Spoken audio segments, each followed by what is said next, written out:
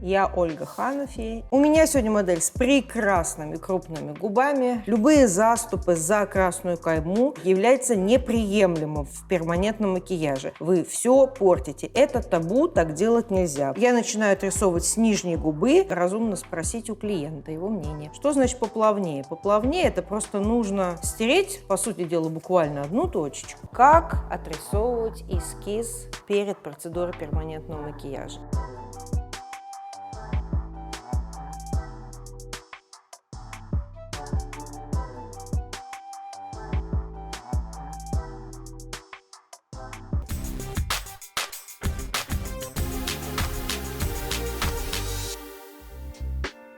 Я Ольга Ханафи и снова приветствую вас на моем любимом канале Hanafi Colors Pigments. И сегодня у нас для вас небольшое познавательное видео о том, как отрисовывать эскиз перед процедурой перманентного макияжа. Я хотела бы показать свою практическую работу, так как это делаю я, с некоторыми объяснениями. Я не буду применять какие-то законы, что-то выбирать, пользоваться сложными измерительными инструментами, линейками и циркулями. Я просто побеседую с вами, чтобы вы посмотрели, как можно логически строить эскиз на губах и на бровях, какие есть особенности, какие есть все-таки незыблемые правила и законы визажистики, которые, в общем, нельзя нарушать, как натренировать свою насмотренность для того, чтобы сразу видеть лицо и понимать, что нужно на нем сделать. Итак,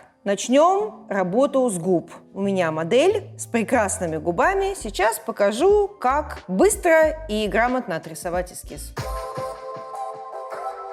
Пусть вас не смущают мои очки, просто у меня дальнозоркость, поэтому я их надеваю для того, чтобы видеть все детали. У меня сегодня модель с прекрасными крупными губами. Рисовать тут, конечно, несложно. На примере таких хороших объемных губ легче что-то объяснять. Итак, я рисую эскиз сразу белым карандашом, обрамляя форму губ. Внутри белого карандаша потом окажется наш татуаж.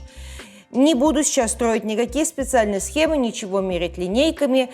Определенные правила, расстояния, главные точки я обязательно покажу, прорисую на доске в одном из следующих наших уроков. Сегодня просто хочу показать практическую работу с губами, когда клиент уже у меня сидит. Что для нас самое главное? Самое главное, чтобы татуаж губ всегда находился на красной кайме губ.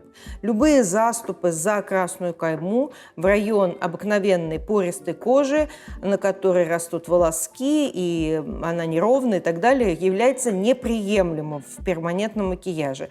Везде, конечно же, есть исключения, у нас тоже есть исключения. Иногда бывает, что из-за какой-то большой асимметрии или из-за очень-очень узких маленьких губ чуть-чуть где-то как-то мы можем себе позволить аккуратненько выйти за пределы красной каймы, но это очень минимально и очень вынужденно, скажем так. Как только вы пытаетесь с помощью перманентного макияжа губы увеличить, вы все портите. Это табу, так делать нельзя. Поэтому я начинаю отрисовывать с нижней губы, внимательно смотря, где заканчивается красная кайма и начинается кожа. Это видно очень хорошо. Ни один, даже начинающий мастер, никогда не спутает. Кожа очень разная. Поэтому мы рисуем как раз по границе. Рисовать можно как карандашом, как я, так и консилером многие с помощью кисточек мастера рисуют. То есть тут нет необходимости рисовать тончайшую линию, такую, как мы будем делать потом иголочкой с аппаратом. Здесь мы рисуем как бы со стороны кожи, подбираемся к красной кайме, доходим до нужного места их смыкания, и в этом месте у нас проходит граница губы. Очень часто в кабинете я и многие другие мастера делают это либо лежа, когда клиент лежит, либо полулежа. Немножечко бывает удобнее, собственно, и клиенту, естественно, и лампы свои в кабинете выставить удобнее так делать. Но если вы делаете это в таком полулежачем положении, обязательно потом нужно посадить, посмотреть вертикально, потому что лицо, любое лицо в любом возрасте в горизонтальном положении сильно меняется. Конечно же, вам всегда в помощь ваш телефон или фотоаппарат для того, чтобы проверять симметрию, делая фотографии четко анфас. Практика показывает, что камера фотоаппарата очень ловко может зафиксировать стоп-кадром какие-то неточности и неровности, которые не видит глаз. Особенно если отрисовка эскиза по какой-то причине занимает длительное время, что-то сложное, что-то у вас не получается, или, ну, скажем так, клиент немножко капризен. По сути дела, нижняя губа отрисована. Естественно, что мы смотрим внимательно, чтобы закругление нижней губы начиналось в одинаковой точке по сравнению с левой и с правой стороны, с одинакового места шел изгиб, чтобы этот изгиб был одинаковой направленности, ну, естественно, симметрия общая просматривалась. Отрисовка верхней губы, конечно же, немного сложнее. Она имеет более сложную форму, и рисовать ее немножко менее удобно. Самое главное, самое важное, самое заметное, самое сексуальное место в губах – это арка Купидона. Ее, конечно, нужно очень тщательно и симметрично отрисовывать. Центральную точку находим с помощью внимательного отсматривания центра лица. Не рекомендую опираться только на нос в поисках этой точки, поскольку лицо может полностью быть несимметричным, и нос в том числе. Верхние точки арки Купидона слева и справа могут, конечно же, находиться на разной высоте. В связи с этим расстояние вот этой как бы буковки М, расстояние верхних частей может быть разной по длине. Это очень важно. Нужно верхнюю точку находить так же, как и точку апекса в бровях, и четко ей следовать, выравнивая линии справа и слева до полной симметрии. Сейчас накидываю ориентировочно белым карандашом границу. Когда я нарисовала что-то неправильно и неровно, подтирать эти неровные места, естественно, можно абсолютно любым способом, какой только вам удобен. Я за много лет привыкла намотанной на палец салфеточкой влажной. Мне так удобно. Ну вот, например, на этом этапе, когда вроде бы я уже везде все обвела белым карандашом и, по сути, все отрисовала, но я проверю с помощью фотографий. Делаем фотографию обязательно анфас. Очень четко и достаточно крупно. И тут же нам фотография показывает, что левая часть верхней губы более остренько нарисована, а правая более плавно. Но здесь не очень сильно видно, а вообще, когда так большая разница между плавностью и угловатостью, часто очень бывает разумно спросить у клиента его мнение. Потому что, например, кто-то, имея острые уголочки верхней губы, непременно хочет их сгладить. И хочет: я так устала от этих острых губ, пожалуйста, сделайте мне поплавнее. А кто-то может сказать: ни в коем случае не трогайте мои замечательные острые уголочки, не смейте их сплавнять. Поэтому такие моменты обсуждаются заранее. А вот в том случае, когда просто вследствие отрисовки эскиза у вас получилось немножечко по-разному, но и та, и другая сторона вам нравится, но вы не можете выбрать, какая лучше. Вы можете показать клиенту, и клиентка может сама выбрать. Например, если, конечно, Лиза заметит, мне кажется, что это немножко поострее, а это чуть-чуть поплавнее. Которые поплавнее нравятся больше. Соответственно, что-то подправлять я буду слева, а справа оставлю плавность, ту, которая есть. Что значит поплавнее? Поплавнее – это просто нужно стереть, по сути дела, буквально одну точечку. Этот эскиз практически отрисован, но, еще раз повторяю, когда клиентка оказывается в горизонтальном положении сбоку от вас, вы направляете лампу, включаете машинку, и у вас начинает двигаться в машинке игла, которая во много десятков раз или сотен тоньше, чем острие карандаша и ваши кисти, которые вы рисуете. Конечно, нужно знать точное место, где пойдет контур, поэтому я очень внимательно и тщательно этот эскиз отрисовываю поярче именно в зоне смыкания моего эскиза белой линии с красной каймой губ. Потом я могу вот здесь вот растушевать побольше. Это бывает удобно, потому что чем шире вот эта вот растушевка белая, тем компактнее кажется сама форма губ и лучше видна. Она выезжает на передний план и в помощь и клиенту, чтобы оценить форму, и вам тоже для того, чтобы работать. Но вот эта вот именно самая главная линия смыкания с красной каймой должна быть очень-очень яркой и понятной.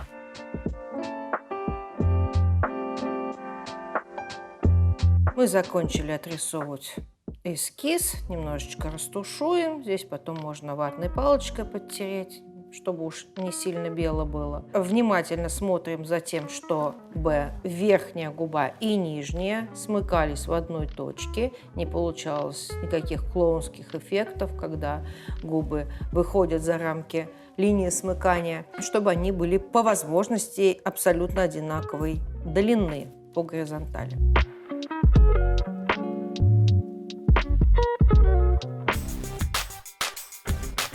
Ну вот, дорогие друзья, теперь я вам покажу эскизирование бровей. Рисовка эскиза обычно начинается с общего осмотра лица, примерного понимания симметрии и разговора с клиентом о том, что вы видите и что вы могли бы улучшить и сделать с его бровками. В данном случае я говорю своим модели Маши, что у нее замечательные брови, однако, что мы можем здесь увидеть и что мы можем исправить? Некоторая асимметрия на лицо. Левая бровка чуть выше, верхняя точка у нее выше, изгиб немножко более задорный, вздернутый, а правая бровь похожа очень, но создается впечатление, что она немножко больше опущена на глаз в связи с разницей в местоположении апексов. Они на разной высоте, очевидно, находятся. Даже вот если не брать никаких линеек, а просто приложить карандашик, можно увидеть, насколько верхняя точка в левой брови выше, чем на правой. Ну и тело бровей здесь подлиннее, здесь покороче. Есть какие-то мелочи, которые с помощью татуажа как раз великолепно можно подправить. Из, на мой взгляд, достаточно таких четких, неизменных правил, которые помогают в построении эскиза. Это первое правило, что бровь должна начинаться на одной вертикальной линии с углом глаза. Вот, например, с этой стороны это условие выполнено, а с этой не очень. Несколько миллиметров здесь не хватает. Можно чуть-чуть отметить себе эту точечку. Дальше, конечно же, для тех, кому было бы удобнее иметь вот эту срединную линию, вы можете себе ее наметить, отойдя, посмотрев, померив, увидев ее. Я себе срединную линию не намечаю, у меня она и так понятна, но вот для понятности можете нарисовать, тогда будет проще вымерить вот это одинаковое расстояние, но обычно я его смотрю все-таки по глазам. Дальше второе правило: между головками брови, то есть вот это вот над переносицей это место, по горизонтали должен умещаться примерно свой собственный глаз по ширине. Очень часто бывает так, что не просто свой собственный глаз не умещается, а не умещается и половина глаза, то есть брови сведены к переносице очень сильно, тем самым вид получается хмурый, насупленный и странный. То же самое сильное разведение бровей друг от друга выглядит немножечко нелепо, и брови как будто бы уезжают на уши. То есть везде хорошо бы иметь логичное построение и меру во всем. Конечно, мы хотим добиться симметрии, но надо понимать и помнить, что это живое лицо, живой человек, и все-таки какие-то моменты легкой асимметрии связаны не только просто с по-разному растущими волосками, но и со строением черепа, со строением глаз, с размером глаз. Все это оказывает большое влияние на форму и эскиз. И порой добиваться идеальнейшей абсолютной симметрии бывает не просто сложно, а даже и не нужно, невыгодно и вредно порой. Поэтому мы стараемся приблизиться к идеалу, но понимаем, что это иногда бывает не нужно. Я отрисовываю эскиз с помощью обыкновенного косметического карандаша, так же, как и губы. Просто здесь карандаш я уже беру коричневый и буду рисовать не вокруг, а сами бровки, как будто бы я делаю визаж, но не кисточкой с тенями, а вот карандашом. Я работаю карандашами, Мистер Аис, мне они очень нравятся. Рисую бровку так, как я рисовала бы, если бы это был мой визажный эскиз. Левая бровь изначально более правильно растет, очень красивый изгиб, правильно расположенный хвост, поэтому я ее практически никак не меняя, просто делаю более четкой, возможно, небольшое расширение относительно своего роста волос за счет будущей теневой растушевки. То есть на эскизе мы это расширение можем и не рисовать, даже, скорее всего, и не нужно, поскольку эскиз, который я рисую, карандашный, он довольно-таки яркий получается, поскольку я его отрисовываю очень четко, опять-таки для того, чтобы когда клиент ложится и вы оказываетесь сбоку от него, чтобы было точно понятно, где наш татуаж, а где уже все, кожа, и там мы не рисуем. Поэтому все пограничные моменты, я никогда не рисую четкие линии, но все равно достаточно все ярко прорисовано, а любая яркость создает большую громоздкость. Эскиза, даже карандашного, даже такого по возможности максимально мягкого, как я стараюсь нарисовать, все равно бывает, такие эскизы клиентов немножечко пугают своей неожиданной яркостью. Поэтому еще сильно расширять не обязательно, вы можете достичь расширения вами желаемого просто за счет мягкой растушевки. После заживления яркость уйдет, а пушистость останется. Я не вижу никакой сложности с левой бровью, я ее уже отрисовала. Вот на нее теперь мы посмотрим, и что мы увидим. Я четко обозначила верхнюю точку, здесь волоски растут самостоятельно, я их взяла за основу, они мне помогли своим наличием в нужном месте эту точку найти. Приблизительно 2/3 брови занимает ее тело до изгиба и 1/3 хвост. Обратите внимание, пожалуйста, на то, что у очень многих клиенток, особенно у клиенток, украшенных возрастом, есть серьезная мимическая активность на лбу, и очень часто бывает, что когда глаза в открытом виде находятся, то бровки выглядят по одному, а когда глаза закрыты, лоб расслабляется и вид сильно меняется. Когда вам попадается такая клиентка, и вы видите, что брови скачут, гуляют, подвижные очень, старайтесь отрисовывать эскиз при закрытых глазах. В этот момент, как я уже сказала, лоб расслабленный, и вы честно нарисуете изгиб. А после того, как она глаза откроет и брови начнут свои красивые изгибистые танцы, то в этот момент уже можно просто объяснить, что это ваша мимика. Если она вам не нравится, то вам нужно сходить к косметологу, который вам уколет ботокс, и они у вас будут поспокойнее. Либо же наслаждаться своим активным лицом и помнить о том, что неподвижные и симметричные мы все в гробу. Мне, как правше, удобнее всегда рисовать левую бровь. Правую чуть-чуть менее удобно, но ничего, сориентируемся. Здесь я поставила уже себе границу. Как я сказала, на мой взгляд, эта бровка кажется короче как раз за счет того, что здесь пара миллиметров не хватает у переносицы. И вот мы тут на переносице немножечко как раз добавим легенькой растушевочки, тем самым удлиним бровку. Дальше рисуем все то же самое. Немножко здесь вот у Маши не хватает волосков по нижнему краю, то есть после головки таким небольшим крючочком загибается бровь. Не сильно, бывает очень заметно, и порой бывает сложно прокрасить такие места. Они, как правило, бывают от неправильного выщипывания пинцетом. Такие перещипанные брови. В этом месте волоски больше и не растут, и прокрасить эту зону незаметно, красиво и натурально бывает очень сложно.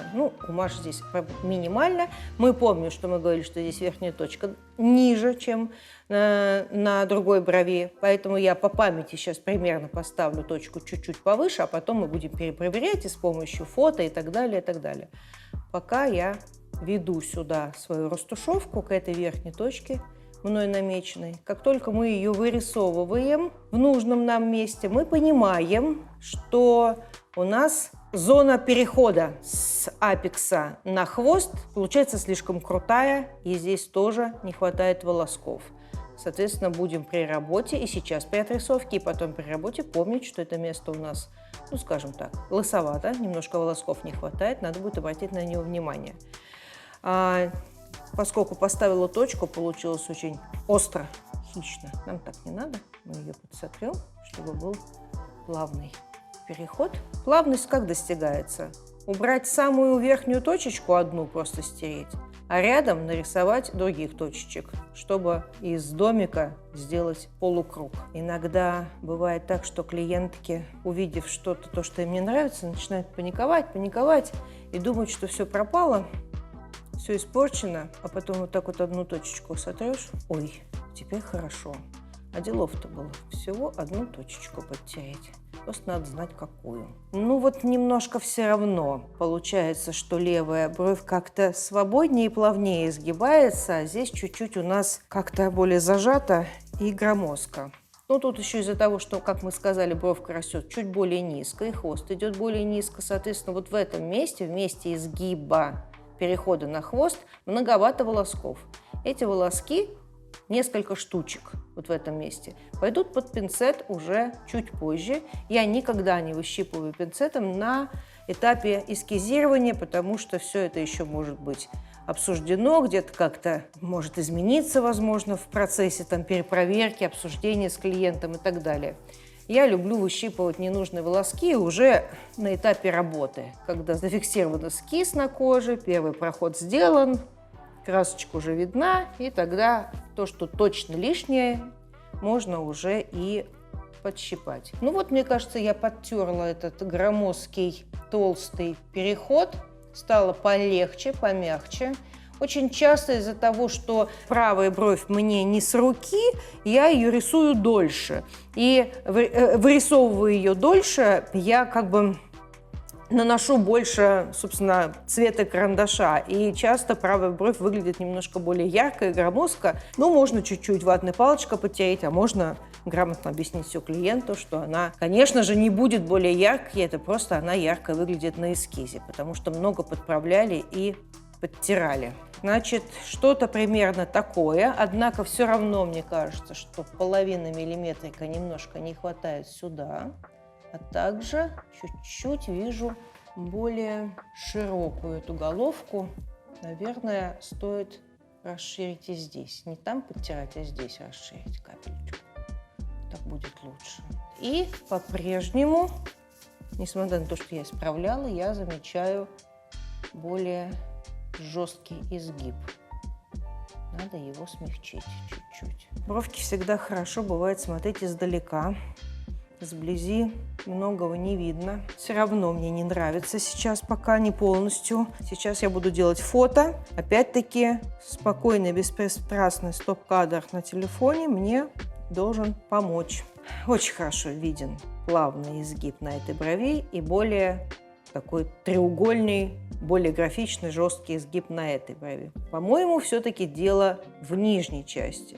И, возможно, это не только моя ошибка, а именно волосочки лишние, которые нам потом придется подщипать для того, чтобы здесь было более узко. Что в этом случае мы можем предпринять? Ну, во-первых, я еще сейчас подотру, постараюсь сделать все, что зависит именно от меня, от моего карандаша. А во-вторых, я обведу, оттушую этот эскиз белым карандашом, так же, как мы это делали с губами. Зачем? Сейчас объясню. Потому что белый карандаш, во-первых, обрамит, да, нашу форму, так же, как и губы. Сделает ее более понятной, более четкой. Нам будет больше ясно, где у нас пойдет, собственно, игла во время работы. Это раз. Во-вторых, белый карандаш, по сути дела, может выполнить роль ластика, подтереть какие-то четверти миллиметров там-сям, чтобы тоже исправить какие-то ошибочки. И, в-третьих, он, в общем-то, может чуть-чуть закрасить волосочки, которые потом мы подщипим. И тем самым они перестанут нас смущать и создавать впечатление неправильной формы. Вот я взяла белый карандаш. Опять-таки я начну с этой брови. Здесь все просто и понятно.